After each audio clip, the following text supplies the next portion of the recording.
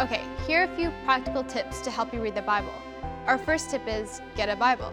You may want to ask the host of your Alpha to help you find one. You can also find Bibles online or as an app too.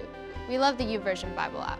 Okay, the second tip is for you to find a time and place that works for you. For example, if you're a morning person, then you could take 10 minutes in the morning, maybe make some breakfast, and then read a couple of verses. Yeah, or you can listen to the Bible on your way to work or school. Tip number 3, when you read the Bible, don't flip and point. Reading a random verse here and there will likely leave you confused and maybe a bit lost. It's best to read it one book at a time. Yeah, but don't feel like you need to start with the first page of Genesis. We recommend starting with one of the Gospels, like Mark or John. Now to help you get started, we've built a few reading plans. Just search Alpha Youth in the YouVersion app. Okay, tip number 4, genre matters. It's important to know what kind of book you're reading. Some books are poetry, others history, while some are letters. Knowing what kind of book you're reading will help you understand how to read it. Tip number 5, ask lots of questions.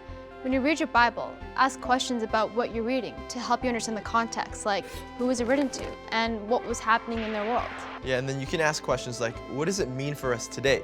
And what does it teach us about who God is? Tip number 6, pray. One of my friends had written on the edge of her Bible, pray before opening. This meant that every time she went to read her Bible, she was reminded to talk to God about it. Okay, our final tip, tip number 7, is to talk to people. You know, reading the Bible isn't something we should only do alone.